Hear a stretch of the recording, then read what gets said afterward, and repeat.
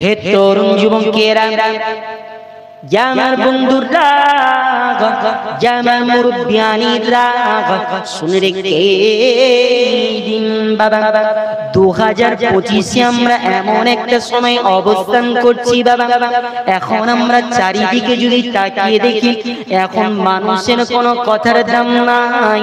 সব থেকে বেশি কথার খেলাফ করে আমাদের দেশের রক্তচোষা নেতা মন্ত্রীরা বাবা। আমাদের দেশে যত রকমের লিডার আছে বাবা, তারাই কিন্তু সব থেকে বেশি ওয়াদা খেলাফ করে।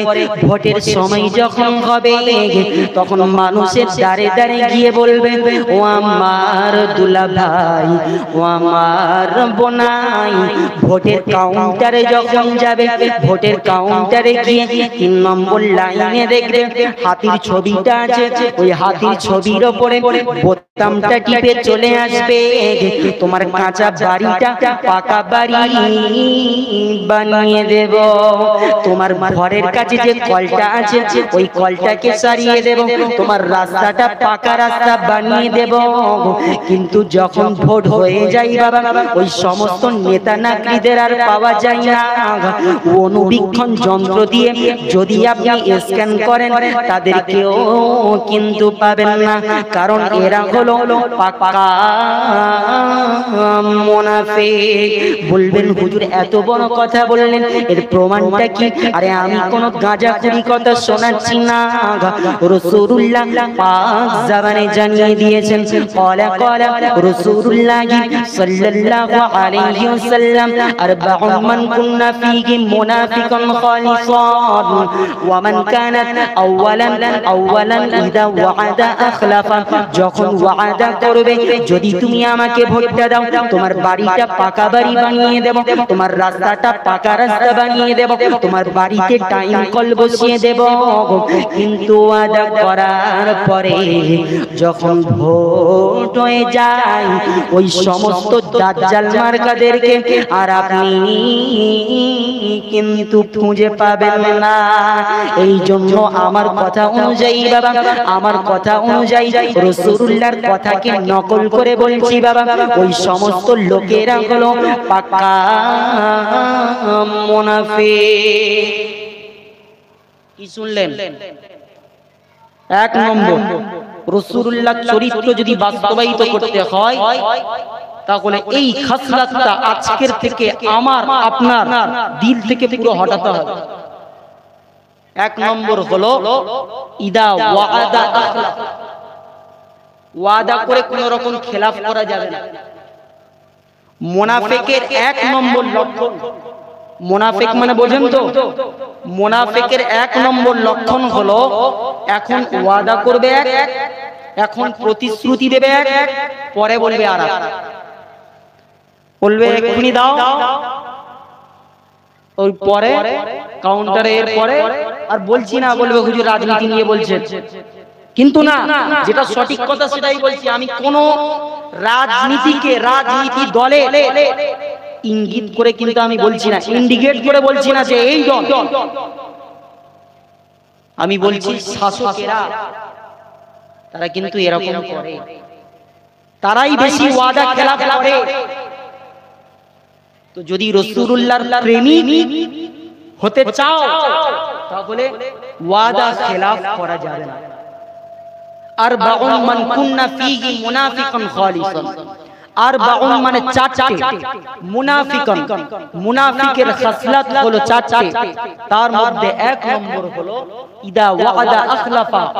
ওয়াদা করবে খেলাফ। আমার হাতে হাত দিয়ে বলবে হুজুর আজমির শরীফে যাচ্ছি, আজমির শরীফ থেকে এসে পাক্কা বলছি 5 ওয়াক্ত ওয়াদা করছে। ভালো করে বোঝেন, ওয়াদা করছে আজমির শরীফ থেকে এসে 5 ওয়াক্ত নামাজ ধরবে। আজমির শরীফ থেকে আসার পরে বলছে শবে বরাতটা আসুক, তারপর শবে বরাতটা আসুক, তারপরে ধরবো। আবার আছে কিছু কিছু লোক আছে জলসার মাঝখানে হুজুর বলছে কে আছো নেক মায়ের নেক সন্তান, কে আছো বলো, 40টা 1000 টাকা দেবে, কে আছে বলো? ও সঙ্গে সঙ্গে হাত তুলে দিয়ে বসে আছে, হাত তুলে দিয়ে বসে আছে। লোকেরা ভাবছে জিন্দেগি জুম্মার টপেও 1 টাকাও ফেলে না, ঈদের দিনে টপেও 1 টাকাও ফেলে না। তারাবির হাফেজ সাহেবের জন্য টাকা চাইতে গিয়েছিলাম, ওর পকেট থেকে টাকা বার হয়নি, ও আবার 40,000 টাকা দেবে। লোক তো হতবাক। কিছু লোক ভাবছে সকলে যখন আছে, সবাই সামনে যখন আছে, ওয়াদা করছে হয়তো দেবে, কিন্তু তারপরে যখন চাইতে যাওয়া হলো বলছে বাজারটা এত খারাপ, জামাইয়ের পুরো ঘর সাজানো জিনিস দিয়েছি, খাট পালং করে সব কিছু দিয়েছি, সোফা থেকে শুরু করে, বাজারটা খুব খারাপ চলে গিয়েছে, তোরা ব্যবস্থা করে নে, আমি আর এবছর পারবো না। কি এরকম আছে না নাই? ওয়াদা করে খেলাফ করে। তো এই জন্য কখনো ওয়াদা করে খেলাফ করবেন না। যদি ওয়াদা করে খেলাফ করেন তাহলে জেনে রাখবেন আপনার ভিতরে মুনাফিকের ক্যাটাগরির মধ্যে হতে আপনার ভিতরে একটা ক্যাটাগরি আছে, ওটাকে হটান। কখনো ওয়াদা করে খেলাফ করবেন না। আমরা 1 নম্বর এটা শিখলাম। হে তরুণ যুবকেরা, জামার বন্ধুরা, জামার মুরব্বিয়ানিরা, শুনে রেখে দিন বাবা, রাসূলুল্লাহ পাক জবানি জানিয়ে দিলেন, ইয়া আমার সাহাবারা, তোমরা শুনে রেখে দাও, মানুষ বেশি গুনাহের কাজ করে দুটো জিনিসের মাধ্যমে। 1 নাম্বার হলো জবানির মাধ্যমে, দ্বিতীয় নাম্বার হলো লজ্জাস্থানের মাধ্যমে। আপনি যদি পৃথিবীর প্রত্যেকটা কান্ট্রিতে ঘোরেন বাবা, আপনি যদি পৃথিবীর প্রত্যেকটা দেশে ভ্রমণ করেন, পৃথিবীর প্রত্যেকটা দেশের মানুষের কৃষ্টি কালচারকে নিয়ে যদি আপনি গবেষণা করেন বাবা, তাহলে অতি সহজেই আপনি বুঝতে পারবেন মানুষ বেশি গুনাহের কাজগুলো দুটো জিনিস দিয়ে করে। 1 নাম্বার হলো লজ্জাস্থানের মাধ্যমে, দ্বিতীয় নাম্বার হলো জবানের মাধ্যমে। এই জন্য আমরা সকলেই জানি বাবা যে যত বড় কাজ করবে তার মাইনেটা কিন্তু তত বেশি হবে। একজন এমএলএ এর মাইনে হলো বাবা 75,000 টাকা, একজন এমএলএ এর কাজ হলো নিজের বিধানসভাটাকে কন্ট্রোল করা। একজন এমপির মাইনে হলো 1,25,000 টাকা। মোট কথা যত আপার লেভেলে যাবে তার মাইনেটা কিন্তু তত বড় হবে। আর রাসূলুল্লাহ জানে শরীরের মধ্যে হতে সবথেকে দুটো জিনিসকে কন্ট্রোল করা অনেক কঠিন। সেই জন্য রাসূলুল্লাহ জানিয়ে দিলেন, মাইয়াজমালি মা বাইনা লাহইহি ওয়া মা বাইনা রিজলাইহি আজমাল্লাহুল জান্নাহ। ইয়া মাসাহাবারা, তোমরা শুনে রেখে দাও, 1 নাম্বার হলো তোমরা জবানে যদি গ্যারান্টি নাও, যেই জবান দ্বারা কখনো খারাপ কথা বলবে না, এই জবান দ্বারা কখনো কটু কথা বলবে না, এই জবান দ্বারা কাউকে আঘাত দিয়ে কোনো কথা বলবেন না। আর দ্বিতীয় নাম্বার হলো লজ্জাস্থানের মাধ্যমে কোনো গুনার কাজ করবে না। এই দুটো জিনিসের গ্যারান্টি যদি তোমরা আমাকে দিতে পারো, আমি রাসূলুল্লাহ তোমাদেরকে জান্নাতের গ্যারান্টি দিয়ে দেব। নারে তাকবীর, নারে তাকবীর। আলোচনা হয়তো বুঝতে পেরেছে আস্তে আস্তে কেমন করে যাচ্ছে, এটাকে মাথায় রাখে। রাসূলুল্লাহ বলেছে জান্নাতের সার্টিফিকেট দিয়ে দেব, জান্নাতের গ্যারান্টি দিয়ে দেব, শুধুমাত্র দুটো জিনিসের গ্যারান্টি। কটা জিনিসের? দুটো জিনিসের গ্যারান্টি দিতে পারে। 1 নাম্বার হলো যদি তোমরা জবানের গ্যারান্টি দিতে পারো, কারণ যা কিছু হয় এই জবান দিয়েই হয়, যা কিছু হয় এই জবান দিয়ে বলি, জবান দিয়ে বলি। মা তুমি সকল সময় বড় ভাইয়ের হয়ে কথা বলো, বড় ছেলের হয়ে কথা বলো, মেজো ছেলের হয়ে কথা বলো, আমার হয়ে তো কিছু বলো না। বড় ছেলের ভাতে যখন খাও, বড় ছেলে তোমার জন্য ওষুধ কিনে দেয়। মেজো ছেলের ভাতে যখন খাও, মেজো ছেলে তোমার জন্য সুগারের ওষুধটা কিনে দেয়। আমার কাছে যখন খাও তখন বোন জামাই যখন আসে তখন আমিও কিন্তু তাদের বিরিয়ানি পোলাও করে খাওয়াই, কিন্তু তার সত্ত্বেও কেন শুধু বড় আর মেজর হয়ে কথা বলো? আজকে থেকে আমি আর তোমাকে ভাত দেব। কি বলে কি বলে না? আরে বলো না, এরকম তো বলে। আল্লাহ পাক কি বলছেন? وقضى ربك ألا تعبدوا إلا إياه وبالوالدين إحسانا إما يبلغن عندك الكبر أحدهما أو كلاهما فلا تقل لهما أف ولا تنهرهما وقل لهما قولا كريما। আমি আল্লাহ পাক ফয়সালা করে দিলাম, আমার ইবাদত বান্দিগির পরে তোমরা নামাজ পড়বে, রোজা করবে, হজ করবে, যাকাত দেবে। এই চ্যাপ্টারটার পরে দ্বিতীয় নম্বর চ্যাপ্টার হলো তোমরা তোমাদের পিতা মাতার সঙ্গে সদা সর্বদা সৎ ব্যবহার করবে। তোমাদের পিতা মাতা যদি তোমাদের কোনো হুকুম করে, হুকুম করার পরে তোমরা তোমাদের মুখ থেকে উহ শব্দটা পর্যন্ত বের করবে না, কারণ উহ শব্দটা বের করলে তোমাদের সমস্ত নেক আমলগুলোকে আমি আল্লাহ বরবাদ করে দেব। কারণ রাসূলুল্লাহ জানিয়ে দিয়েছেন হুমা জান্নাতুকা ওয়া নারুকা, ওই পিতামাতা তোমার জন্য জান্নাত, আবার ওই পিতামাতা তোমার জন্য জাহান্নাম। কারণ যদি তুমি তাদেরকে খেদমত করতে পারো বাবা, তাদের সঙ্গে ভালো ব্যবহার করো, তাহলে তারাই তোমার জন্য জান্নাত হবে।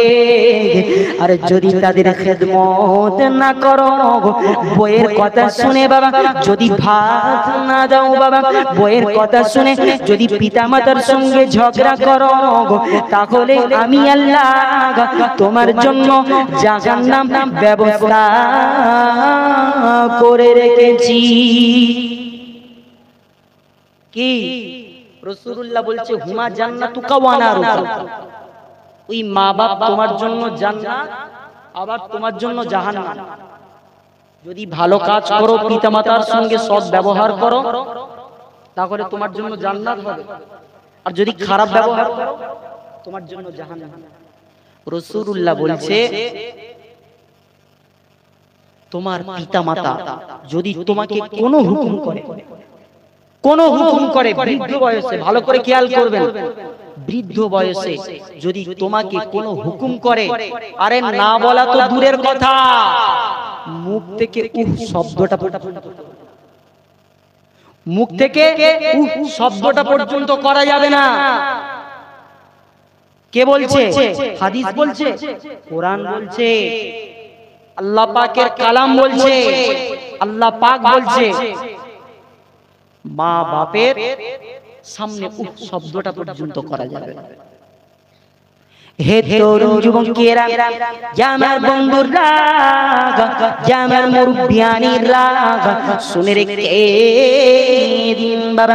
এক সাহাবা রাসূলুল্লাহর কাছে এসে বললেন, ইয়া রাসূলুল্লাহ, আমি জিহাদে যেতে চাই, ইয়া রাসূলুল্লাহ, আমি হিজরত করতে চাই। রাসূলুল্লাহ বললেন, ও আমার সাহাবা, তোমার বাড়িতে পিতামাতা বেঁচে আছেন নাকি? তোমার বাড়িতে বৃদ্ধ পিতামাতা আছে নাকি? তখন সাহাবাটা বলেছিল, বাবা ইয়া রাসূলুল্লাহ, আমার বাড়িতে পিতামাতা বেঁচে আছে। রাসূলুল্লাহ বললেন, হে আমার সাহাবা, তোমার হিজরত করা লাগবে না, তুমি তাড়াতাড়ি বাড়ি চলে যাও, গিয়ে তোমার পিতা মাতাকে খেদমত করো, কারণ তুমি জিহাদে যে সওয়াবটা পাবে, তুমি ঘরে বসে সেই সওয়াবটা পেয়ে যাবে। আরেকটু জোরে বলেন না সুবহানাল্লাহ। আরে শেষের গুলো বলেন না সুবহানাল্লাহ। এখানে কি অবিবাহিত কম আছে? অবিবাহিত কম আছে? যাদের বিয়ে হয়নি বা যাদের রক্ত এখন গরম আছে, তাদের কাছ থেকে আজকে তাকবীরটা শুনবো, দেখবো তাদের আওয়াজ কতটুকু আছে। প্রত্যেক দিন তো কসাই দোকানে দুটো করে গরু জবাই করি, তিনটে করে গরু জবাই করি, সবগুলো যায়, সব তো আমাদের এখানেই যায়, তা আওয়াজগুলো এত আসছে কেন? একবার তাকবীর দেব। যারা অবিবাহিত আছো, যাদের এখনো বিয়ে হয়নি, তাদের কাছ থেকে আজকের আওয়াজ শুনবো। নারে তাকবীর, নারে তাকবীর। মাশাআল্লাহ। এবারে যাদের বিয়ে হয়েছে তাদের কাছ থেকে আওয়াজ শুনবো, নারে তাকবীর, নারে তাকবীর। কি ভিতরে ভিতরে সাপোর্ট দিয়ে দিচ্ছ না তো? এবারে সকলের একসঙ্গে একগ্র চিত্রে আত্মা ভরে মন ভরে একবার তাকবীরটা দিতে চাই, নারে তাকবীর। মাশাআল্লাহ, জান ভরিয়ে দেন। আল্লাহ পাক যেন কবুল করেন। কারণ যত নারার আওয়াজ যত বেশি হবে, জেনে রাখবেন শয়তান তত দূরে পালাবে, শয়তান তত দূরে পালাবে যত বেশি জোরে জোরে আপনি নারা দেবেন। কারণ যখন কোনো বালা মুসিবত হয়, আপনি ফুরফুরা সিলসিলা মতদর্শে যারা, তাদের কাছে আপনি যাবেন, গিয়ে বলবেন কি করা যায়, বলবে চারিদিকে তোমরা আজান দাও। কি বলবে? মোড়ে মোড়ে আজান দাও। কারণ যত আল্লাহর নাম হবে শয়তান তত দূরে পালাবে। হে তরুণ যুবকেরা, আমার বন্ধুরা, আমার মুরব্বিয়ানিরা, শুনে রেখে দিন বাবা, রাসূলুল্লাহ পাক জাবানি জানিয়ে দিলেন, কোন ব্যক্তি যদি আত্মহত্যা করে মারা যায়, কোন ব্যক্তি যদি গলায় ফাঁস দিয়ে মারা যায়, কোন ব্যক্তি যদি বিষ খেয়ে পান করে মারা যায়, কোন ব্যক্তি যদি নিজে নিজে আত্মহত্যা করে, তাহলে রাসূলুল্লাহর হাদিস অনুযায়ী কেউ যদি বিষ পান করে আত্মহত্যা করে মারা যায়, কেউ যদি গলায় ফাঁস দিয়ে মারা যায়, সারা জীবন পর্যন্ত কিয়ামত পর্যন্ত তার ওই শাস্তিটা আল্লাহ পাক হাবিয়ার দোজখে দেবে। কেউ যদি আত্মহত্যা করে, এটা শুনে রাখা দরকার। কারণ বর্তমান যেটা এখন চলছে সেটাকে নিয়ে বলছি, মাথায় রাখে। কেউ যদি বিষ খেয়ে মারা যায়, কেউ যদি গলায় দড়ি দিয়ে মারা যায়, গলায় ফাঁস দিয়ে মারা যায়, তাহলে কিয়ামত পর্যন্ত ওই শাস্তিটা সে ভোগ করবে। কেউ যদি ছুরি নিয়ে নিজের পেটে আঘাত করে দেয়, নিজের পেটে আঘাত করে এপার থেকে ওপারে করে দেয়, তাহলে কিয়ামত পর্যন্ত ছুরি শুধু ঢোকাতেই থাকবে। আমি বাংলায় বলছি, পুরো হাদিস, পুরোপুরি হাদিসের কথাটা নকল করে বলছি। ছুরি ঢোকাবে আর বেরোবে। কারণ এখন আমি আপনি মুসলমান, একটু ডিপ্রেশন আমরা সহ্য করতে পারি না। কারণ কেন বলেন তো? শর্ট ভিডিও দেখতে দেখতে আমরা ক্লান্ত। এখন মানুষ দেখবেন প্রত্যেকটা জিনিস এখন শর্টকাটে চায়, প্রত্যেকটা জিনিস আমাদের ব্রেনটা সেইখানে নিয়ে যাওয়া হয়েছে। শর্টকাটে প্রত্যেকটা জিনিস শর্টকাটে। আজকের মুসলমানকে তাদের একটা ফাঁদ তৈরি করা হয়েছে, কি জানো? এই সোশ্যাল নেটওয়ার্ক। আজকের ঘন্টার পর ঘন্টা একটা যুবক শুধু স্ক্রলিং করছে। কি দেখছিস রে? বলে শর্ট ভিডিও স্ক্রলিং করছে। দেখবেন ওই ভিডিও দেখতে দেখতে কখনো নানান রকমের ভিডিও কিন্তু আসছে, আর আপনার ব্রেন থেকে যে শক্তি, সেই শক্তি ক্ষরণ হয়ে যাচ্ছে।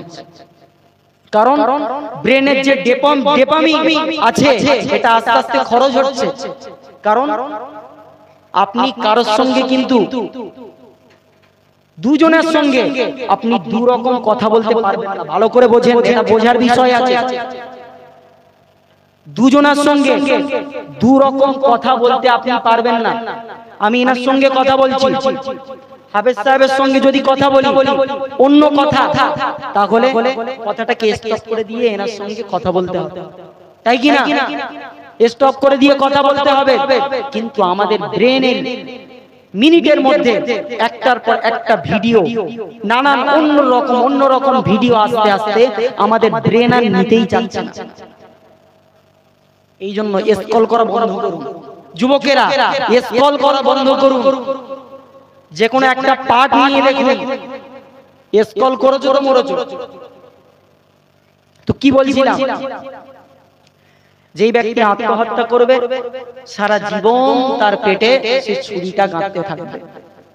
আজকের স্বামী কিছু কথা বলেছে বলে স্ত্রীর সঙ্গে সঙ্গে গলায় দড়ি দিয়ে যায়, তুই আমাকে ওই বলবি, তুমি আমাকে ওই বলবে, আমার উপরে কথা বলে না, তুমি আমার উপরে কথা বললে, সঙ্গে সঙ্গে দরজাটা লাগিয়ে দিয়ে খিলটা দিয়ে দিয়ে ফাঁস লাগিয়ে দিল গলা। আজকের আমি বুঝি না এই সময়ও আত্মহত্যা হয়। মুসলিম মুসলমান ইসলাম আছে, সে কি করে আত্মহত্যা করতে পারে? একজন সনাতন ধর্মের মানুষ করতে পারে আত্মহত্যা, কিন্তু মুসলিম হয়ে কি করে করতে পারে? খুব লজ্জিত। আজকের আমরা ঘৃণিত। আমরা এত বুঝি, আমরা এত হাদিস জানি, এত কোরআন জানি, এখন ইউটিউবে ওয়াজ সকল সময় শুনছি, কিন্তু কোনো পরিবর্তন নেই। বলুন, যে ব্যক্তিটা আত্মহত্যা করলো সে তার আখিরাতকে কিরকম ভাবে বরবাদ করে দিল?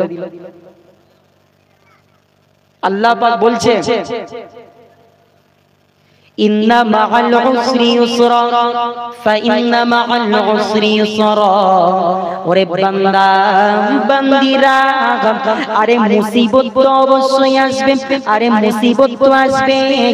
স্বামী স্ত্রীর মধ্যে কখনো ঝগড়া হবে বাবা, আরে কখনো আবার মনোমালিন্য হবে, কখনো আবার মিশে যাবে। এটাই তো পৃথিবীর নিয়ম। আমার আল্লাহ বলছেন, যখন কষ্ট হবে, যখন ডিপ্রেশন হবে, তখন একটু তোরা সবর করে নে, কারণ আমি আল্লাহ জানিয়ে দিয়েছি ইন্নাল্লাহা মা'আস সাবিরিন। আমি আল্লাহ সবরগুজার কারীদের বান্দাদের সাথে আছি। একটাই শুধুমাত্র ওষুধ। আপনার মনে কষ্ট হচ্ছে, আপনি রাসূলুল্লাহর উপরে দরুদ পড়েন এবং সবর করেন। কি বললাম? দুটো ট্যাবলেট দিলাম। আপনার যদি ডিপ্রেশন হয়, ভালো লাগছে না, কারোর সঙ্গে ঝগড়া হয়েছে, কেউ আপনাকে খারাপ কথা বলেছে, পিতা মাতার সঙ্গে, মা বাপের সঙ্গে ঝগড়া হয়েছে, আপনি সবর করেন আর রাসূলুল্লাহর উপরে দরুদ পড়েন, দেখবেন সঙ্গে সঙ্গে আপনার যে ডিপ্রেশন, এই ডিপ্রেশনটা কেটে যাবে। কি আজ থেকে এটা করব তো নাকি? আমি প্রথমেই বলেছি না যে আজকে সুন্নাত নিয়ে আলোচনা, রাসূলুল্লাহ যেগুলো মানা করেছে সেগুলো আমরা আজকে থেকে ত্যাগ করব, আর যেগুলো আমাদের করতে বলেছে সেগুলো আমরা মানব এবং বাস্তবায়িত করব। হে তরুণ যুবকেরা, আমার বন্ধুরা, আমার মুরব্বিয়ানিরা, শুনে রেখে দিন বাবা। ওদিকে কি বলছিলাম বাবা, যে সবথেকে বেশি গুনাহের কাজ এই জবানের মাধ্যমে হয়ে থাকে। রাসূলুল্লাহ হাদিস পাকে জানিয়েছেন, ক্বালা রাসূলুল্লাহ সাল্লাল্লাহু আলাইহি ওয়াসাল্লাম, ইদা আসবাহা ইবনু আদম ফাইন্নাল আ'দা কুল্লাহা তুকাফিরু লিসানা ফাতাকুলু ইত্তাকিল্লাহ ফিনা ফাইন্না নাহনু বিকা ফাইন ইসতাকামতা ইসতাকামনা ওয়া ইন ওয়াজাজতা ওয়াজাজনা। রাসূলুল্লাহ জানিয়ে দিলেন, প্রত্যেকদিন সকালবেলা সমস্ত অঙ্গ প্রত্যঙ্গ, প্রত্যেকদিন সকালবেলা জিভ থেকে নিয়ে মাথা থেকে নিয়ে সমস্ত কিছু অঙ্গ প্রত্যঙ্গ এই জবানের কাছে হেফাজত চাই। ওই জিভ তুই খারাপ কথা বলবি না, ওই জিভ তুই যদি কোনো খারাপ কথা বলে দিস, বাড়িটা আমাদের গায়ে পড়বে। কারণ তুই যদি সোজা হয়ে থাকিস, আমরা কিন্তু সদা সর্বদা সোজা হয়ে থাকবো। কি? প্রত্যেক দিন সকালবেলা ইদা আসবাহা, ইদা মানে যখন, আসবাহা মানে সকাল হয়, ইবনু আদম বনি আদমের যখন সকাল হয়, প্রত্যেক দিন সকালবেলা সমস্ত অঙ্গ প্রত্যঙ্গ, শুধু জিভের কাছে পানা চাই। তোর হাত জড়ো করে বলছি, তুই খারাপ কিছু বলিস না, এমন কিছু কথা বলবি তার দরুন মার খাবো আমি। এই মুখ থেকে বলবি সালা, এই মুখ থেকে গালাগালি করবি আর মার খাবো আমরা। মার খাবে কারা? পিঠ মার খাবে বলবে একজন, কিন্তু একে মারবে না, মারবে কাকে? পিঠকে মারবে। সেই জন্য সমস্ত অঙ্গ প্রত্যঙ্গ প্রত্যেক দিন সকালবেলা বলে তুই একটু সামলে কথা বল। এই জন্য এই জবান বহুত খতরনাক বাপ। রাসূলুল্লাহ এমনি বলেন দুটো জিনিসের গ্যারান্টি দাও তাহলে জান্নাত, তাহলে তোমাদের জন্য জান্নাত। এই জন্য জবান খুব খতরনাক। কারণ জারাহাতুস সিনিনা লাগালতিয়াম মা ইয়ালতামু জারাহাল লিসান। হে তরুণ যুবকেরা, আমার বন্ধুরা, তোমরা শুনে রেখে দাও বাবা। আরে আপনি যদি কাউকে তীর দিয়ে জখম করেন বাবা, কাউকে আপনি তীর দিয়ে যদি জখম করেন, কাউকে যদি আপনি ছুরি দিয়ে আঘাত করেন, ওই আঘাতটা কিছুদিন বোরুলিং লাগানোর পরে, কিছু মলম লাগানোর পরে বাবা, বিটাডাইন মলম লাগানোর পরে তো সেরে যাবে। কিন্তু আপনি যাকে কথা দিয়ে আঘাত দিয়েছেন ওটা কিন্তু কখনো সারবে না। আপনি কাউকে ছুরি দিয়ে আঘাত করেছেন, আপনি কাউকে কোনো কিছু দিয়ে আঁচড় দিয়েছেন, সে কিন্তু সেই আঘাতটা সহ্য করে নিতে পারবে। কিন্তু যদি আপনি কাউকে কথা দিয়ে আঘাত দেন, সে আঘাত কিন্তু কেউ সহ্য করতে পারবে না। আরে সহ্য করতে পারবে? আরে জোরে বলেন না। সহ্য করতে পারবে না। তো এই জন্য কথা যখন আমরা বলবো খুব সাবধানে কথা বলবো। হে তরুণ যুবকেরা, আমার বন্ধুরা, আমার মুরব্বিয়ানেরা, শুনে রেখে দিন বাবা। রাসূলুল্লাহ জানিয়ে দিলেন, ইয়া আমার সাহাবারা তোমরা শুনে রাখো, ইয়া আমার সাহাবা আজমাইনরা তোমরা খাস করে শুনে রাখো। আমি রাসূলুল্লাহ তোমাদেরকে জানিয়ে দিলাম, যখন পৃথিবীর বুকে চারিদিকে দেখবে দলাদলি শুরু হয়ে গিয়েছে, তখন তোমরা কিতাবুল্লাহকে মানবে। আর দ্বিতীয় নম্বর হলো তোমরা সুন্নাতে রাসূলুল্লাহকে মানবে। এই দুটো জিনিসকে তোমরা যখন মানবে, তখন তোমরা আর ফিতনার মধ্যে পড়বে না। কারণ আমি রাসূলুল্লাহ জানিয়ে দিচ্ছি, ক্বালা রাসূলুল্লাহ সাল্লাল্লাহু আলাইহি ওয়াসাল্লাম, ইয়াকুনু ফি আখিরিজ জামান দাজ্জালুনা কাযযাবুনা ইয়াতুনাকুম মিনাল আহাদিস বিমা লাম তাসমাউ আনতুম ওয়ালা আবাউকুম। এ আমার বন্ধুরা শুনে রেখে দাও, রাসূলুল্লাহ জানিয়ে দিলেন আখিরি জামানায় তোমাদের কাছে নতুন নতুন হাদিস বলা হবে, তোমাদের কাছে নতুন নতুন নিয়ম বলা হবে। মোনাজাতের শেষে লা ইলাহা ইল্লাল্লাহ মুহাম্মাদুর রাসূলুল্লাহ বলে মোনাজাত শেষ করা যাবে না। তারাবি 20 রাকাত পড়া যাবে না, তারাবি 8 রাকাত পড়তে হবে। যত রকমের গোজামি এই শেষ জামানায় আপনি দেখতে পারবেন, যেটা তোমার বাপ দাদা শুনে নাই, যেটা তোমার 14 পুরুষ করেন নাই, নতুন নিয়ম আপনি শুনতে পারবেন। রাসূলুল্লাহ জানিয়ে দিলেন, এ আমার সাহাবারা তোমরা শুনে রেখে দাও, ওই সময় যদি বাঁচতে হয় তোমরা তাদের কাছে যাবে না এবং তাদেরকে তোমরা নিজের কাছে আসতে দেবে না। রাসূলুল্লাহ কি বললেন? আখিরি জামানায় অনেক দলাদলি হবে, নতুন নতুন কথা শুনবে।